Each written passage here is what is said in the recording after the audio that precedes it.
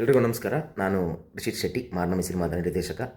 ನಮ್ಮ cinema Marnami November 28ಕ್ಕೆ ಬಿಡುಗಡೆ ಆಗಬೇಕಾಗಿತ್ತು. ಆದರೆ ಕಾರಣಾಂತರಗಳಿಂದ ನಾವು ನಮ್ಮ ಸಿನಿಮಾವನ್ನು ಮುಂದೆ ಹಾಕ್ತಾಯಿದ್ದೀವಿ ಬಿಡುಗಡೆಯನ್ನು. ಸಿನಿಮಾ ರೆಡಿ ಇದೆ. ಸಿನಿಮಾದ ಎಲ್ಲ ಕೆಲಸ ಕಾರ್ಯಗಳು ಮುಗಿದು ಫೈನಲ್ ಔಟ್ಪುಟ್ ನಮ್ಮ ಕೈಯಲ್ಲಿದೆ. ಸಿನಿಮಾದು ತುಂಬ ಚೆನ್ನಾಗಿ ಬಂದಿದೆ ಸಿನಿಮಾ.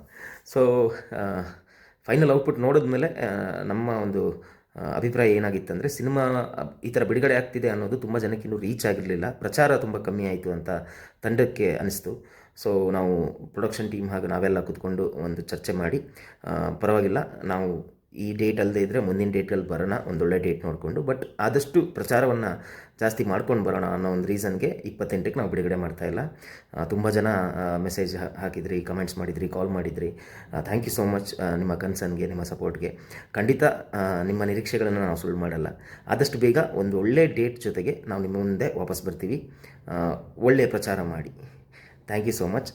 ಯಾವಾಗಲೂ ಸಪೋರ್ಟ್ ಮಾಡ್ತೀವಿ.